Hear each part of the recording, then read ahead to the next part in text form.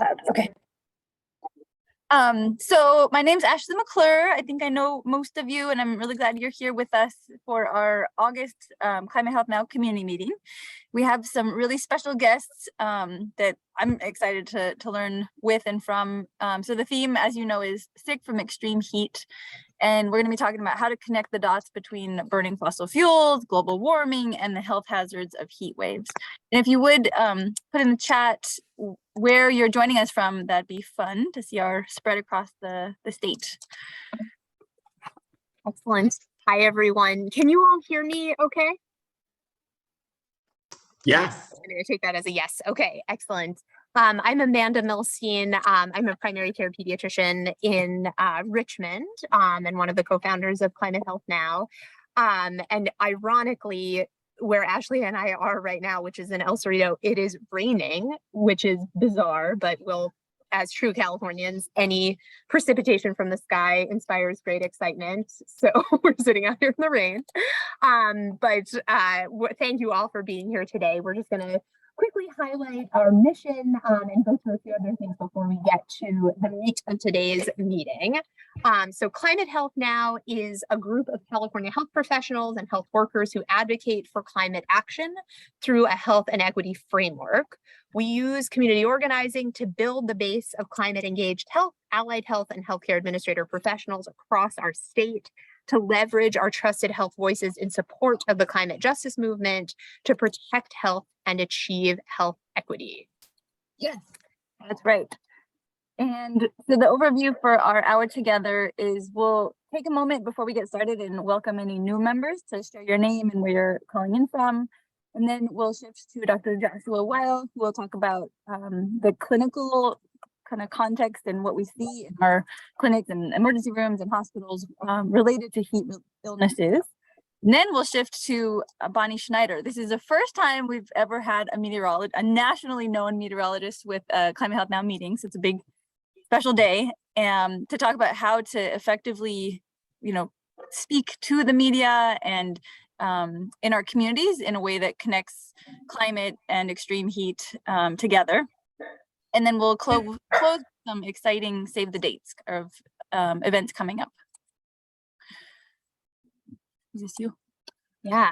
Alrighty. So I think we have people who are still joining. So there may be people who hop on, but if this is the first time you've ever joined a CHN monthly meeting, we would love to hear your name and your voice and who you are and where you are calling from. I'm going to look through, so feel free to just come off mute if that applies to you. I don't know that I see any brand new names, but maybe I could be wrong. Robert Root, you may have joined a long time ago. Do you want to say hi? Sure. Hi. So I'm a psychiatrist with a specialty in adolescent, young adult psychiatry in San Francisco. I've joined and attended some events when I can, but I've been involved primarily with the Climate Reality Project. So, but I really like having a group of other healthcare people to connect with. So nice to see everybody. Great, thanks for being here. Maybe Brandon Kitagawa? Yeah, hello everyone. I'm Brandon Kitagawa. Been connected for a long time, but first time actually being on a meeting. I work for a nonprofit public health organization called Regional Asthma Management and Prevention, and we're connected to the Public Health Institute based in Oakland. Wonderful. Yeah, we know Kevin, who works with you, right? Kevin Hamilton. He's awesome. We're glad you're here. Thanks for joining. And then maybe Mary?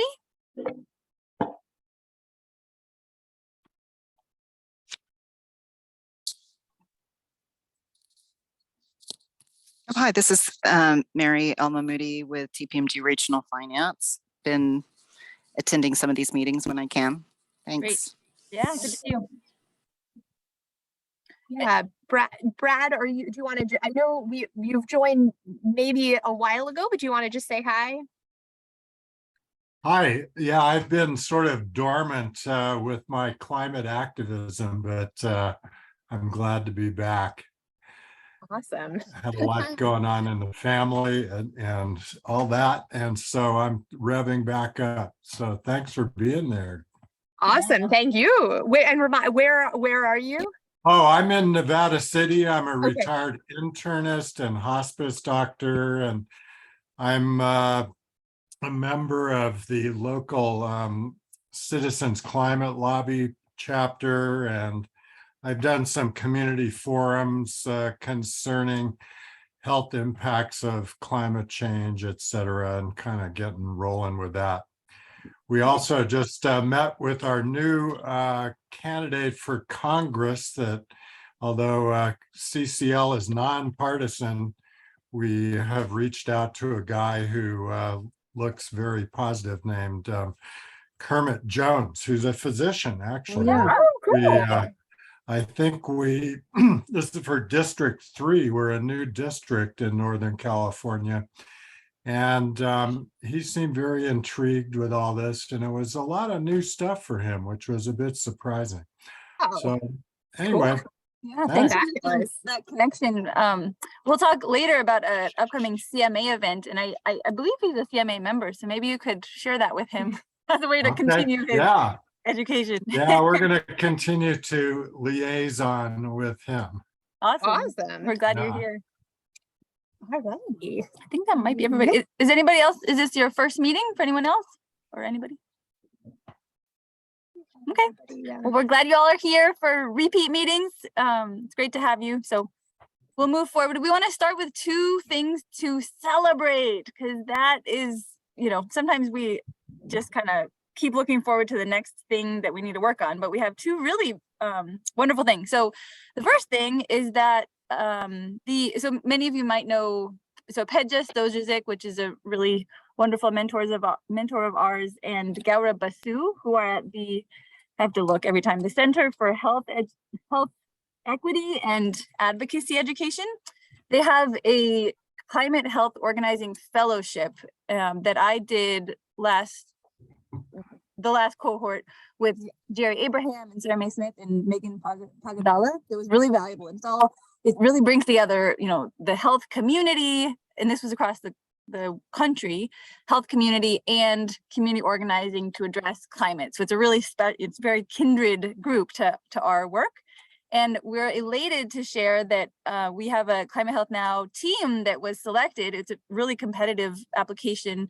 And we're excited that Cindy, who's here with us, Cindy Shuin, who couldn't join today, C. Freeman, and Ilana Murphy are all part of a team that's going to be part of this 6-month or so fellowship. So we'll be hearing from them and benefiting from the work that they do, and excited and happy for you all. So it's really great news. Do you want to say anything, Cindy? I'm just super excited. I can't believe we get to do this. I'm so excited for the training, and I can't wait to work with CHN, because that was sort of part of our mission, was to really work with this group. Wonderful. Great. And then the other thing, which I think it caught a lot of people by surprise, but you want to speak to this? Yeah. We just wanted to call out probably everyone has heard of the passage of this really historic legislation, the so-called Inflation Reduction Act. Without going into very much detail, we were going to share in the chat. This is a press release that the Medical Society Consortium on Climate and Health just released about the Inflation Reduction Act. Which in very, very short strokes is a $369 billion investment at the federal level in climate and energy programs that is intended to accelerate the clean energy transition and has the potential to bring about a lot of benefits to health. There's obviously also some not so great things about it as well, but overall, this is certainly an unprecedented investment and passage of major climate legislation at the federal level. So we just wanted to call that out as a win. Yeah. Linda, do you want to add to that at all? You were probably part of writing this press release, I would guess. No? Hi, it's Linda Rudolph. I think it's a huge win for the climate, and I'll just note that, as always, the devil is in the details. With big legislation like this, I'm sure everybody's read in the news that Manchin was able to insert his poison pills in order to secure passage of the legislation. Not a single Republican and voted for it. So there's a lot of work to be done in the implementation to ensure that some of the potentially very harmful elements of the bill don't adversely impact already disproportionately impacted communities, for example, carbon capture and sequestration or critical minerals mining on indigenous lands.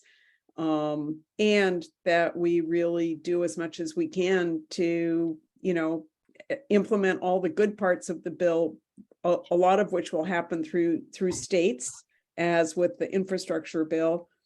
And the other thing is the bill does not get us all the way there, so we should celebrate this because it's a huge climate achievement, but it also really opens the door for even more robust and urgent climate action at the state level.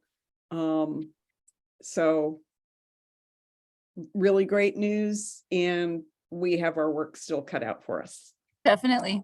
I will share this maybe in the chat now and in our newsletter. I listened, I'm sure there's lots of podcasts about it, but the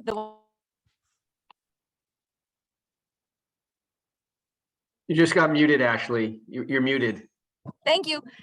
So there's a great podcast that is an overview, and they actually had Senator Markey and Representative Jayapal speaking about the bill that I thought was really valuable of an overview, and it was really well done. So great. Thank you, Dr. Rudolph, for sharing your comments as always. So we're going to transition now to the theme of today and the extreme heat and how to connect that to climate effectively in the media.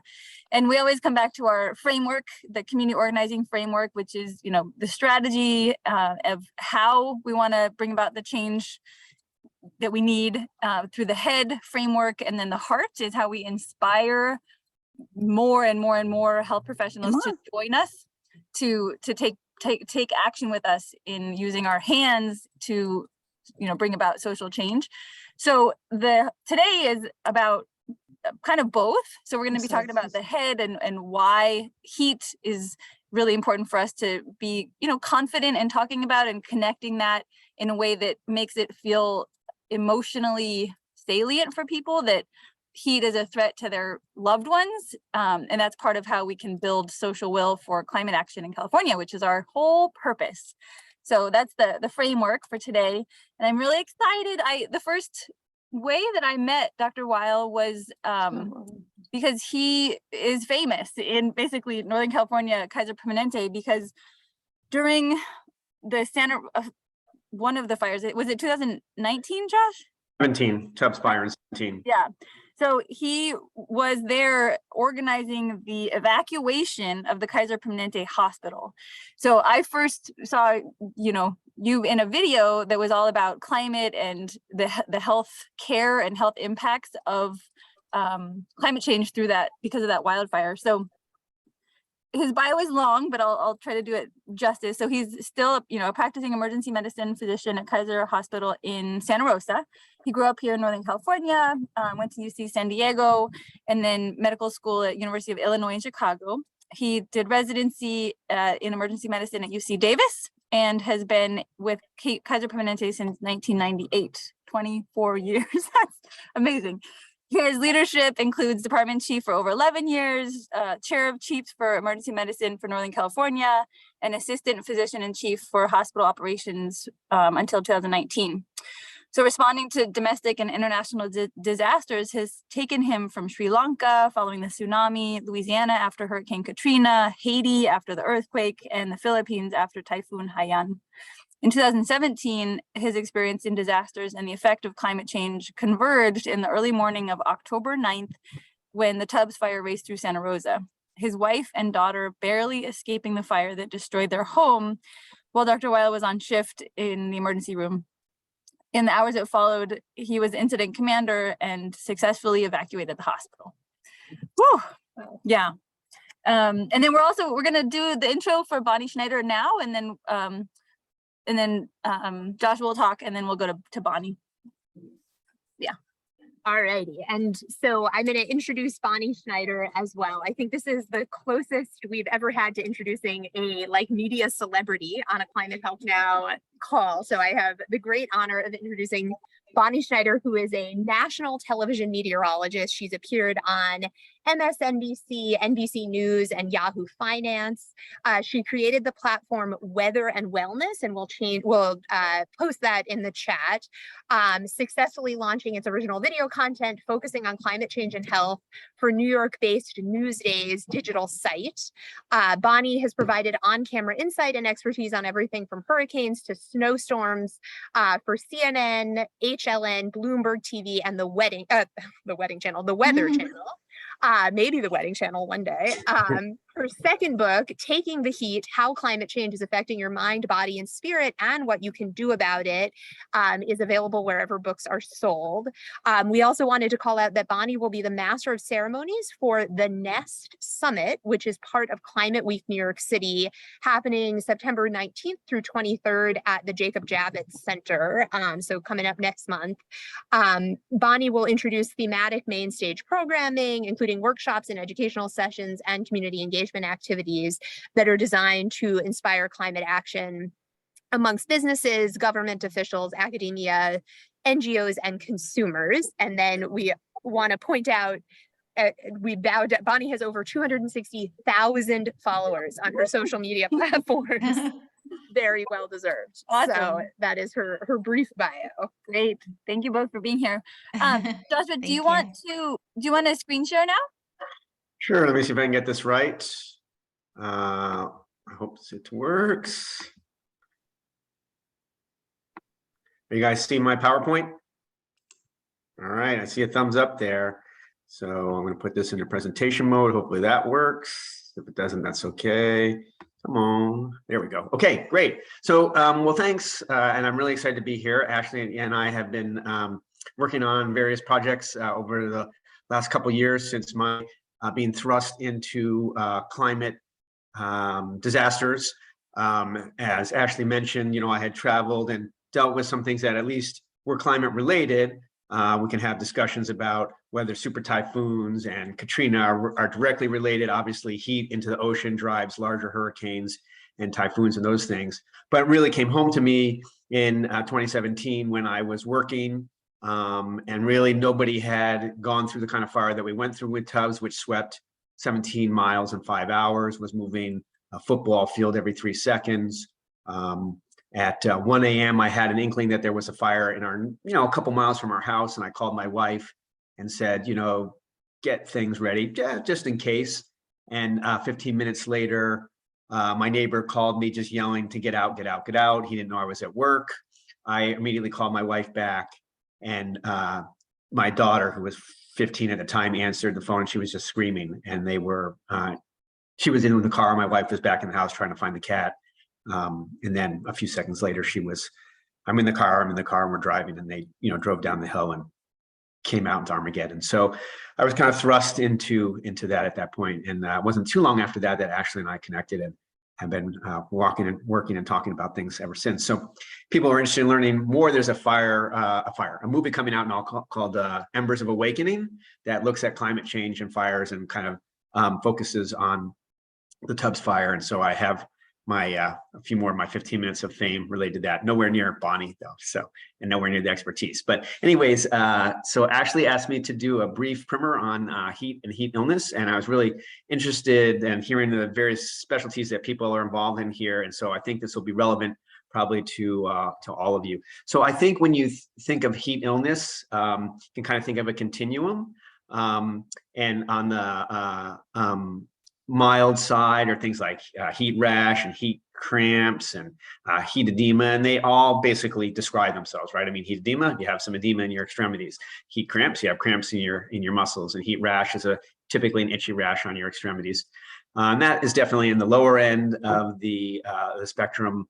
But then you move into heat exhaustion, and and heat cramps can also, when you start moving into heat exhaustion, you can often have cramps, headache, some weakness. You're typically fairly sweaty, may have some nausea, may even have a syncopal episode related to that. which can seem extreme to some people, but that I would still put that kind of moderate. And those are usually by definition kind of brief and resolved syncope. And then when you move into more severe heat stroke, that is a life-threatening emergency. And that is really defined by altered mental status, confusion, ataxia, irritability, and if unchecked, will progress to seizures and coma, cardiovascular collapse, and death. So if not recognized and not rapidly intervened upon, heat stroke is definitely a true emergency. So just thinking about the epidemiology, you can think of kind of what we talk about classic heat illness, which are people who are just subject to their environment.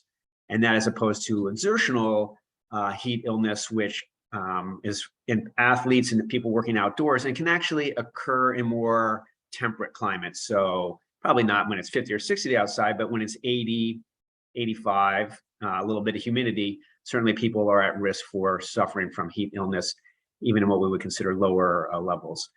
There are about 700 deaths a year related to heat illness and heat stroke.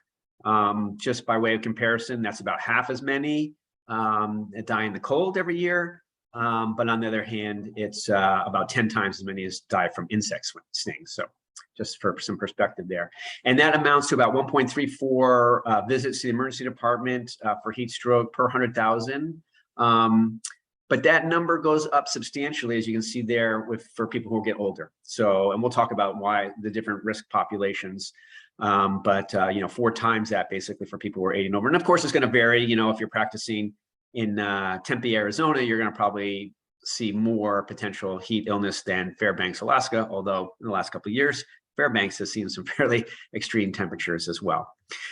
So when you talk about a spectrum of illness, it's also a spectrum of management. So when you're talking about some of those heat cramps, heat rash, typically these patients are going to look pretty well. There's really no testing that's required. And the basic thing you want to do is remove them from the heat source and then treat the symptoms. So if they have some edema, some compression clothing, and some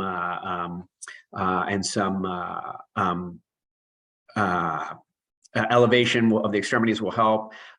If you're talking about a heat rash, which is itchy, you probably want to treat that with topical steroids, probably not antihistamines, and we'll talk about that a little bit. We talk about the pathophysiology of heat illness. When you move into that heat exhaustion, you're going to see people who may have normal temperature, may have a little bit of an elevated temperature, may have a temperature, up to 40 degrees Celsius, 104 Fahrenheit, which is kind of where we just start defining heat stroke. But they still will look okay. They may have a little bit increased heart rate. They might have a little bit of a low blood pressure. Importantly, they will probably be profusely sweating. So that's one of the differentiating marks for heat stroke and heat exhaustion is the ability to still sweat. And those patients, depending on how they look and what they present with, certainly if someone presents with syncope, it's a young woman, I'm an emergency physician. I always got to think pregnancy. I'm going to check a pregnancy test. But if they're having cramps, I'll probably check some electrolytes. If I'm concerned about the degree of dehydration, I might check their kidney function. If they're having a lot of muscle pain, I might check a CK for any muscle injury. But again, the mainstay of the treatment is to kind of remove them from that heat source, give them fluids, and that may be by the PO route or the oral route or the IV route, depending on how they're doing, and some antiemetics to help support the nausea associated with that. When you move into heat stroke, again, this is a true emergency. These patients present altered, they're tachycardic, they may have very low blood pressure, they may be in the midst of cardiovascular collapse. Again, we typically think of internal temperatures of 40 degrees or above. But again, that altered mental status is really the key in differentiating heat exhaustion from heat stroke. These patients are going to be sick. You're going to check a lot of labs on this. Some of that's going to be driven by how they present. If you're differential diagnosis is going to include things like encephalitis and meningitis. And so you may be doing a lumbar puncture and checking CSF. They can go into DIC. If they're confused or seizing, you're going to probably get a CAT scan, a chest x-ray if you think there might be a pneumonia. So there's a lot of there that you're going to do for these patients. But the really thing that you want to do is rapidly cool them. And that usually means like an ice bath immersion, and I'm not just talking about putting a little ice on in their axilla and their groin. I mean, ice bath immersion, or what's more feasible a lot of times is to put some damp clothing on them or damp sheets and then blow with big, large fans to really try to cool them quickly. And then you may want to give them some benzodiazepines after seizing, but also to help prevent shivering, which is counteractive to what you're trying to do, which is to cool them down.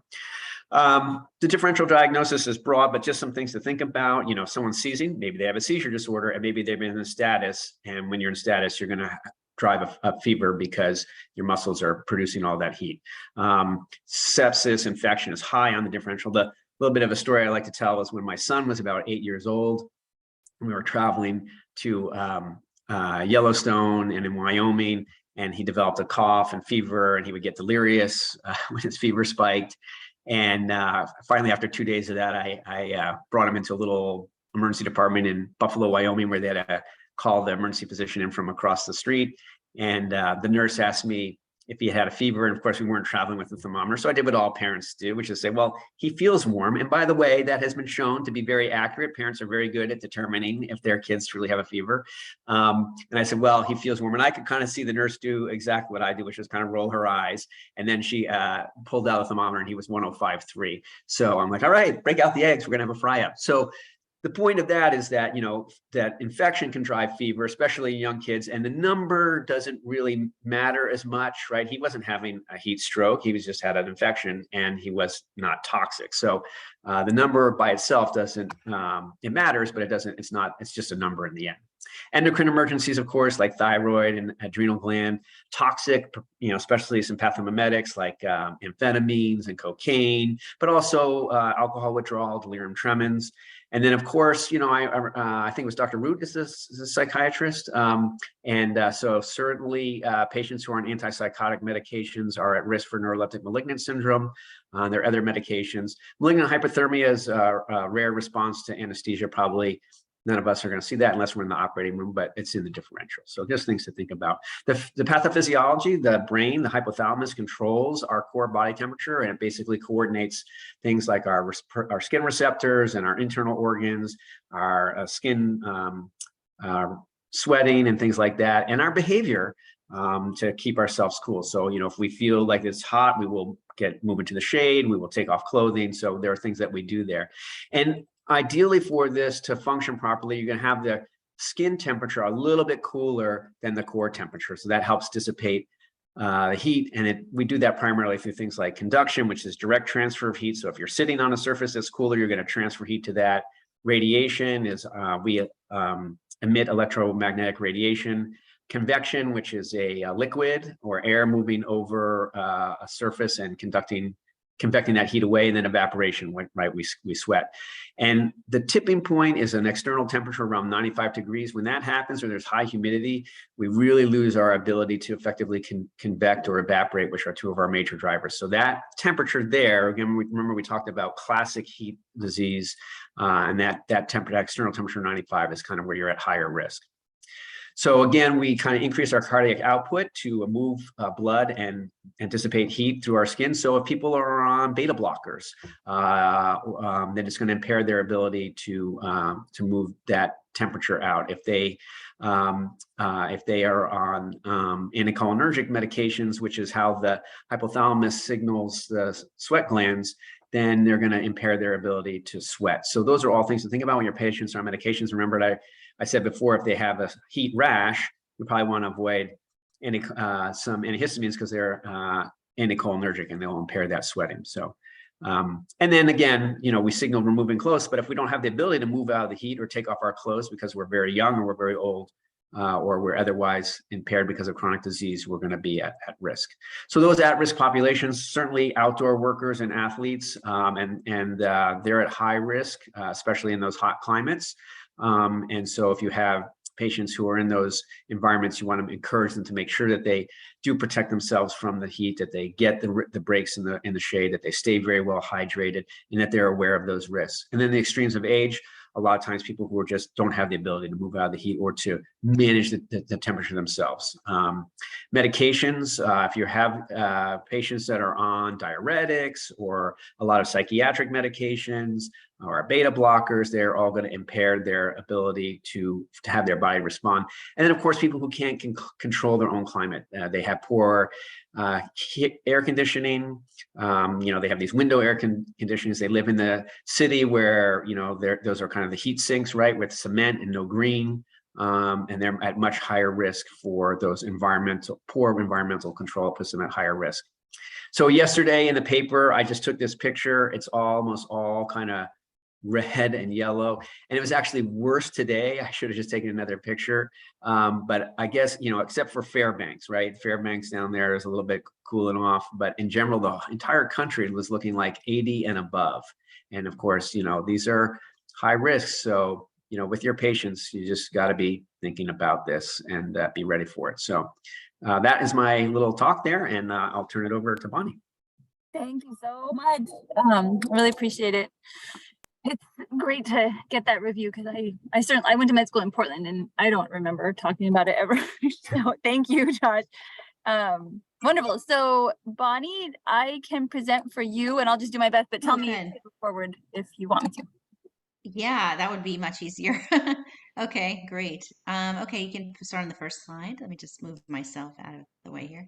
Okay, so thank you so much, and it was great to follow such an informative presentation, Joshua. I wish I'd interviewed you for my book when I was researching it, but I didn't know you then. Yeah, the first thing I just wanted to introduce myself. I've been a meteorologist for many years, and my latest book is called Taking the Heat, and I thought it would be more engaging for you to just see this quick 1:30 video. I think it's about maybe or 2 minutes video about the book. We can hit play. I think just hit there. Yeah. Okay. Let's hope this works. Give me a thumbs up if you can hear it. No. Oh, there I am, but I don't hear it. I see myself, but I don't hear it. Yeah, the audio is not working. Okay.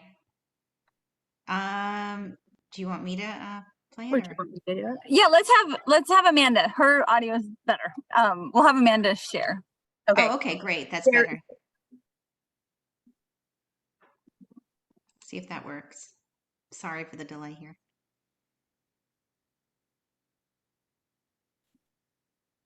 Yeah, that one just.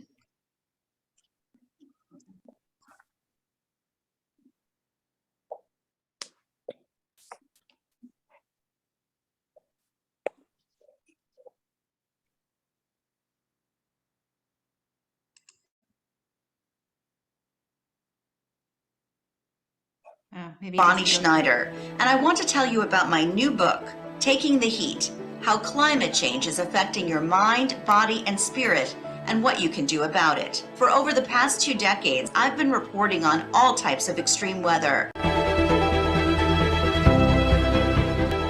From hurricanes to wildfires, severe storms to floods.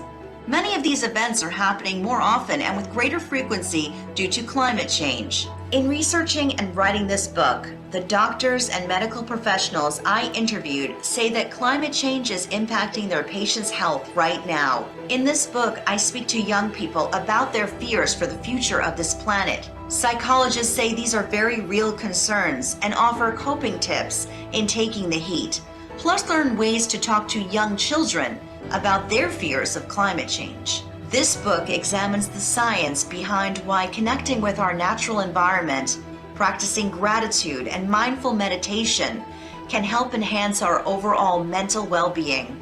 Taking the Heat will help you navigate and proactively face these challenges in our changing environment.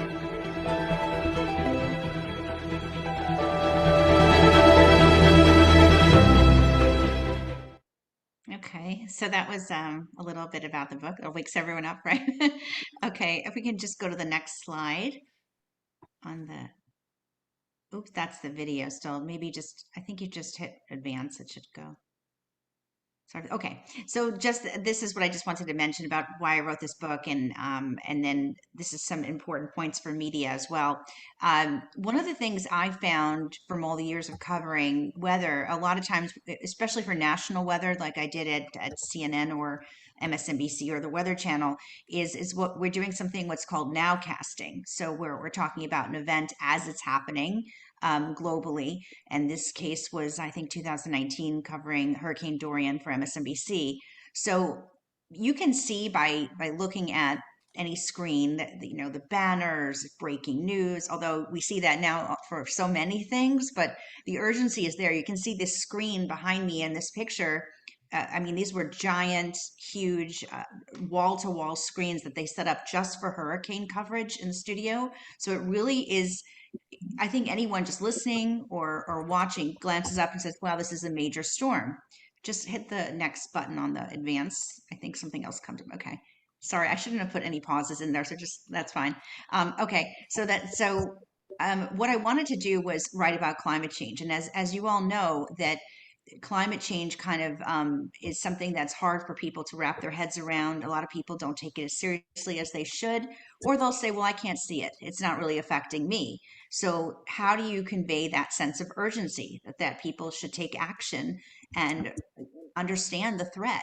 So that was the challenge for this book. And that is what I wanted to convey. And I wanted to do it in a way that would reach the audience, that even people that were questioning climate change, and there's still people that do, that they wouldn't shy away from the title, that they would at least read some of it and get, you know, the information would get across, just like I do on television. I make a strong effort to report the weather and stick to the facts. I'm not trying to convince someone of something. I'm not trying to do anything but to tell them the absolute science and facts. And I found whatever type of people I'm speaking to, and I've done it, like I said, for all over the country, people will listen when you present the science and the facts, and you do it in a very, you know, not condescending way, like you're just explaining what's happening. And that's how I've always presented. So I took that tone with the book. Okay, and the next slide. Okay, so when you're doing climate change and you're talking about climate change and health, I think we were talking earlier about air pollution. That's something that a lot of people can relate to, and that's a great example, because typically somebody knows someone who has asthma or who has an allergy issue. So for the book, one of those chapters in my book was to target a large portion of the population, at least in each chapter. I had 10 chapters in the book, and one of them was on allergy season and how allergy season is starting earlier and ending later. And we know it's just, anyone who has allergies can tell you, yes, it's definitely bad and it's getting worse. So when you're looking to pitch to the media and finding your hook, because people are so distracted, you want to try to get them within the first sentence or two. One way to go after it is to find a topic that hits a large segment of the population, whereas if they don't experience it, they know someone who does. So next slide, please. In the case of allergies, these are just what I call little nuggets that media loves, little concise sound bites. So this is just something I put in a presentation for an example. 50 million suffer from allergies, allergy season. This is some of the research I did, was 11 to 27 days longer than it was 20 years ago. I thought that was really interesting because anecdotally, I had sort of sensed that, and then to see it in research was pretty interesting. And those are the types of small little facts, takeaways that the media will respond to as well. So that's just something that can really help, is just break it down in really small pieces, and something that's a zinger that sticks in someone's mind that they can remember. Okay, next slide. Okay, and so half of my book was on physical health and the other half was on mental health. So this is where another aspect of pitching to media is very important, and Josh did very well in his story which was riveting, about the fire and the family trying to escape, and we were all on the edge of our seat hearing that, because it's just so horrible.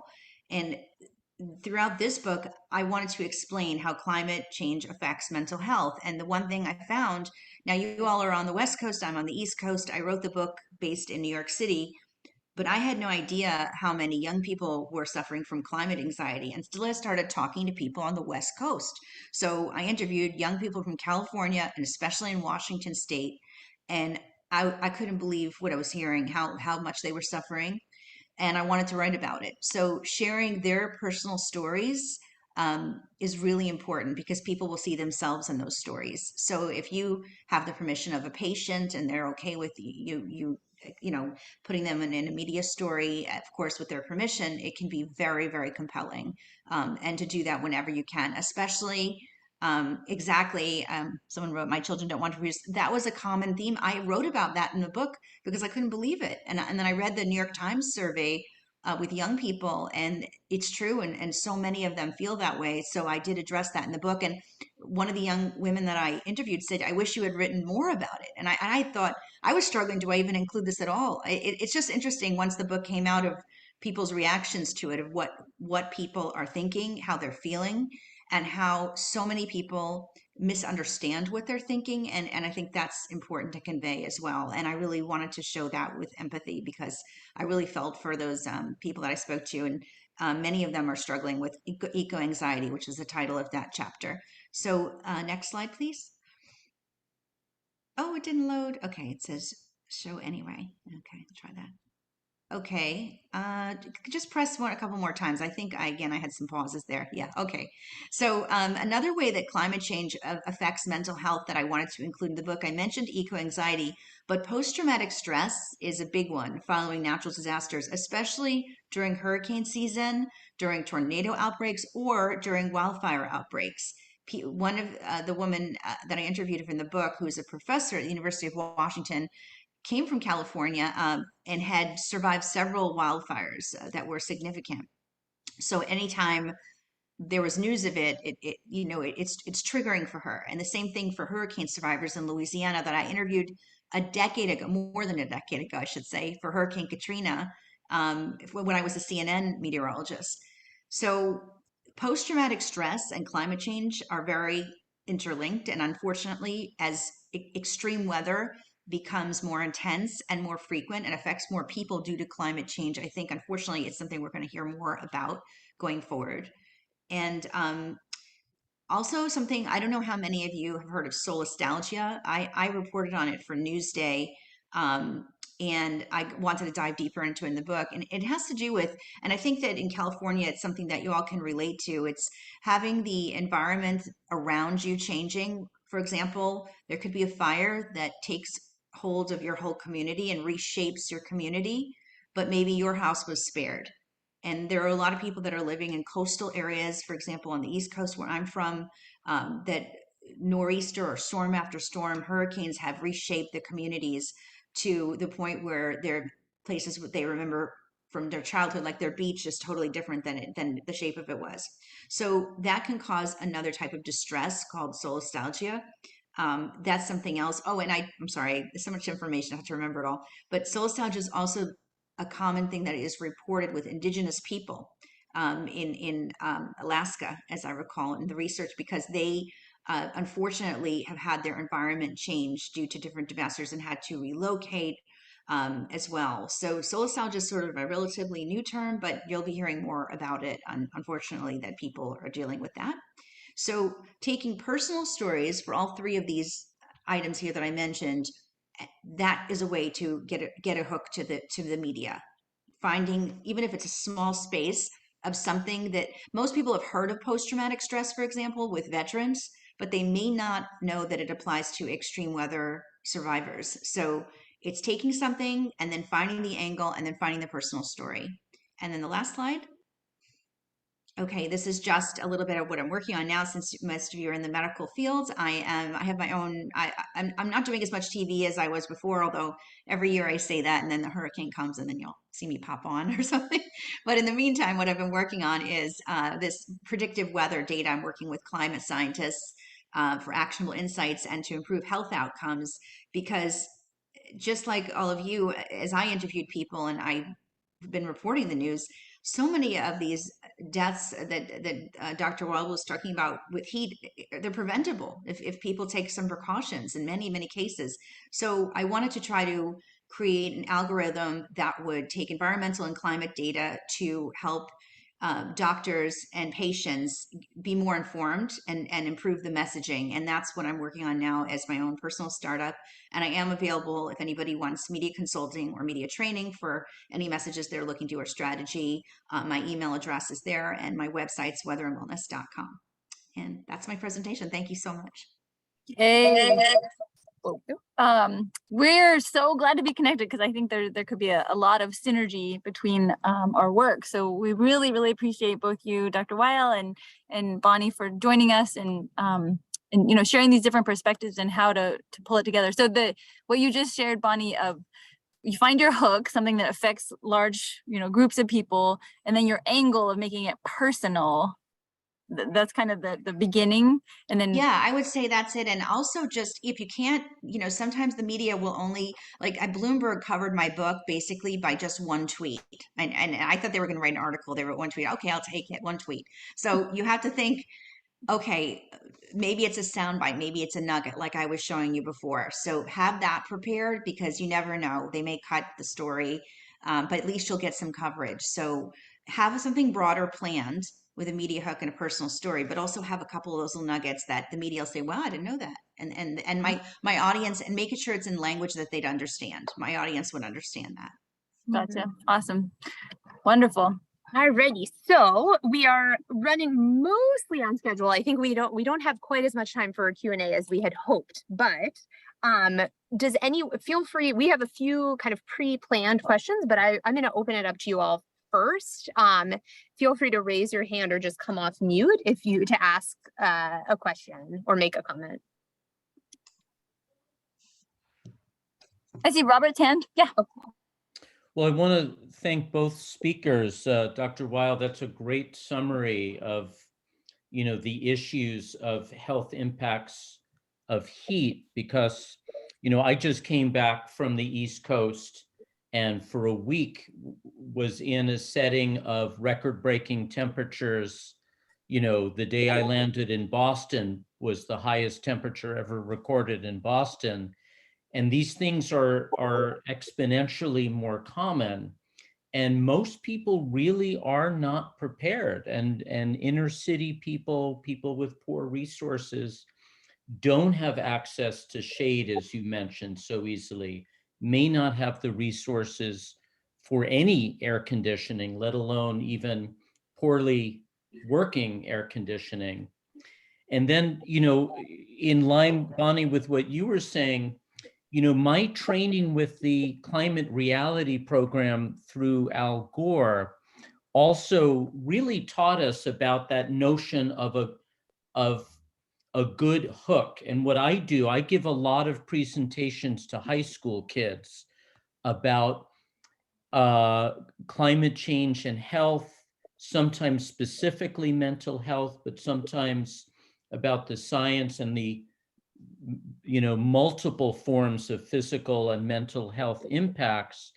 And what I usually start with is my love of nature and particularly recent experiences in Yellowstone. And then I ask the teens to think about a site in nature or a place that they feel emotionally connected to. And then we talk about the impact of heat and extreme weather events, how it affects the landscape. Many kids in Northern California obviously have had traumatic experiences, but even those that don't, psychologically, there's enormous, emotional anguish about the future. Definitely. Yeah. I didn't even realize Yellowstone was going to have this catastrophic flooding that happened a couple of months ago, even though that's been my image of the beauty of nature and wildlife. Here now it is one of so many places affected by climate impacts. So if I could tag onto that, your comment. So Bonnie, I think it's wonderful to have your perspective because I feel like a lot of our Climate Health Now members are often having the feeling that we can't break into the media. So do you want to share? Yeah, this was a question. Yeah, a question we got about any tips you have from how for basically pitching our medical voices to the media in the form of op-eds or letters to the editor or being interviewed, when someone is writing about about an extreme weather event. If you have any tips on kind of how to get our voices out there.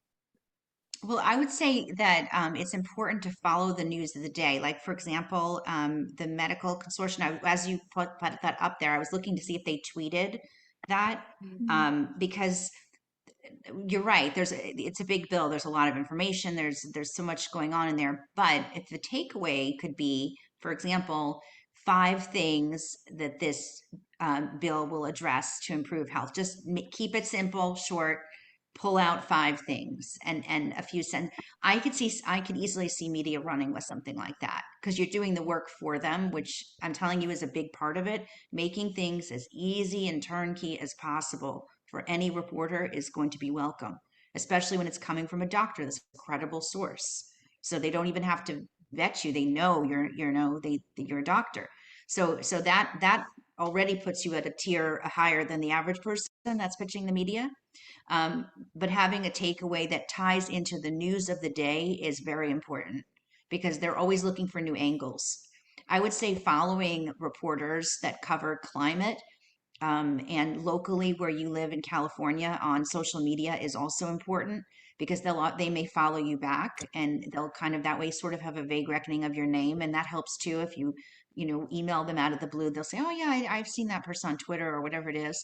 I would look to each individual community, look at the 3 network stations and the people that are covering health, for example, or climate, and kind of this way you get into their radar. That's one tip. I have a lot more, but that's one. Alrighty. I think sadly, do you want to do one more question or do you think we should wrap up? Okay. I can already sense, Bonnie, thank you so much. I have a healthy dislike of social media, but I need to get over that. I can already sense we will hope to have you back to teach us more because this is in some ways not unlike heat, also things we didn't learn about very well in our training was all the media stuff. Alrighty, so unfortunately, I think we could go on for a while longer, but we can't. We want to get you all out of here on time. Do you mind advancing one more? Yeah, so the other piece I wanted to share is Cecilia's question in the chat about is CHN developing a media team?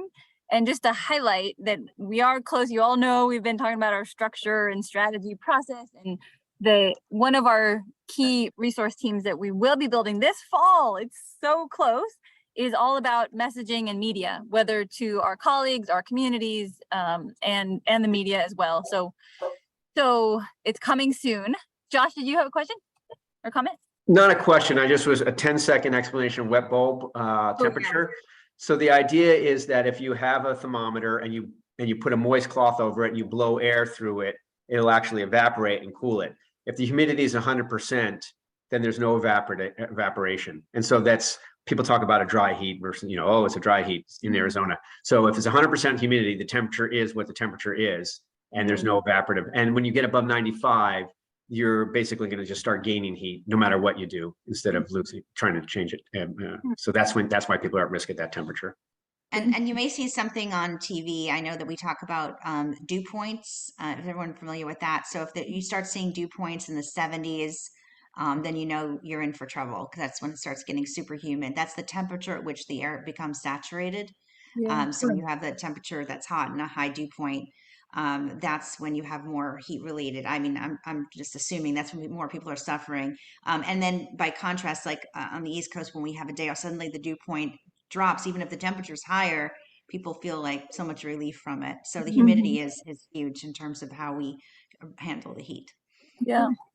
So this feels maybe like a segue to go to through the Medical Society Consortium. And thank you so much again, both to Bonnie and Joshua for joining. We really appreciate it. But we'll skip around a little bit because one of our save the dates is about a media training. So we'll go into greater depth, and this won't just be about heat related illnesses, but more generally about climate and health. Do you want to speak to it? Yeah, absolutely. And I just dropped the link in the chat, and we'll include more information about this in our newsletter, which is coming out soon and probably in a separate email as well. But through the Medical Society Consortium, of which CHN is the state, California state affiliate, we have been invited to do some specific media training with their media consultancy, which is called Burness. And we would strongly encourage anyone who is at all interested to sign up. It is on September 29th from 5 to 6:30 p.m. All of these times are listed PT. And oh, that should say September 14th. Sorry, Cindy, good catch. The first save the date there should say September 14th. But the media training is on the 29th, 5 to 6:30 p.m. virtually. No prior experience required at all. Anyone who is a member of CHN is welcome to join. And so this will be a really hopefully useful and relevant follow-up to some of what we just heard from Bonnie as well. Great. And we'll skip back a little bit. So please do join for that because it'll be fun. I'm going to do my best to also participate. And then we also need to share the fact that, Climate Health Now is a nonprofit. We're a 501c3 and C4, and we are as grassroots as it gets.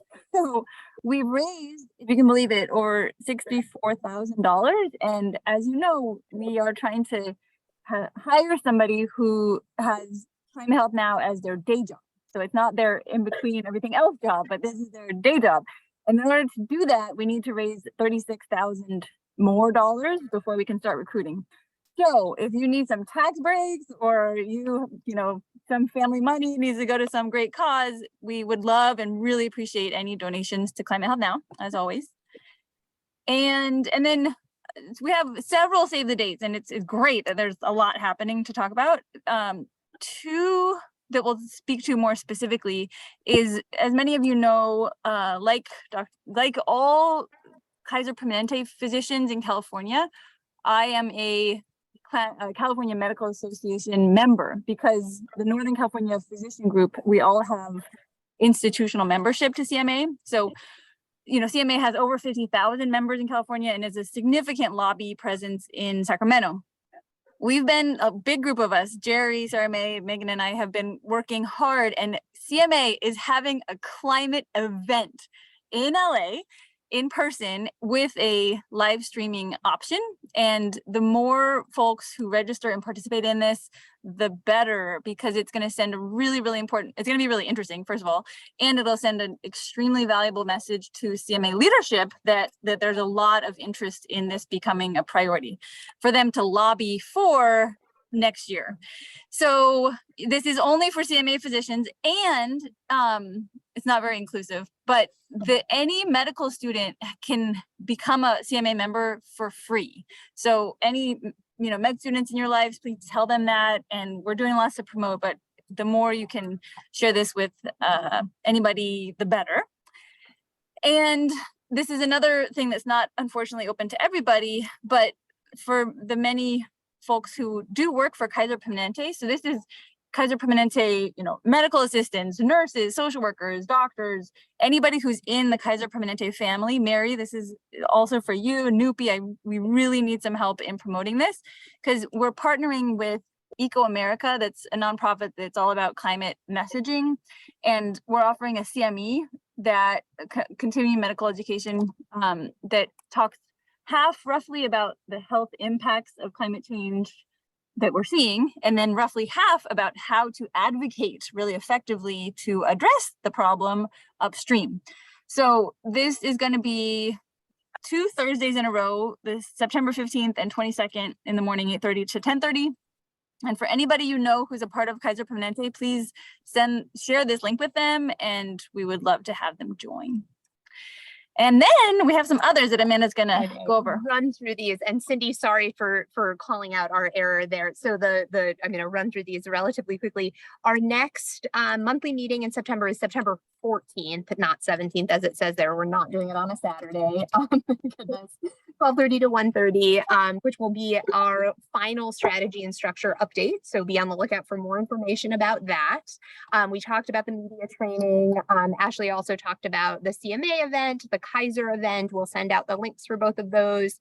The Voting for Climate and Health team is having an awesome webinar a week from today at 12:30 called Voting as a Prescription description for the climate health crisis, about how practitioners can get involved in registering people to vote.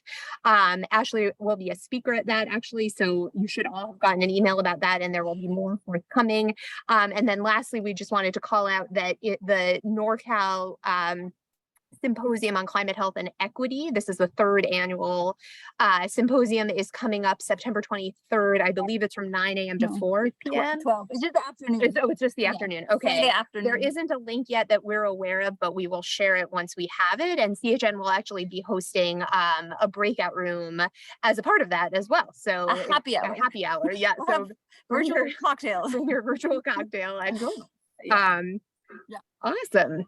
And then we always finish with sharing how to invite more health community colleagues. And if somebody identifies as being part of the health community, whether it's public health, upstream, or in clinics or hospitals, or anywhere on the team in construction, healthcare construction. Yep. Then we want them to join.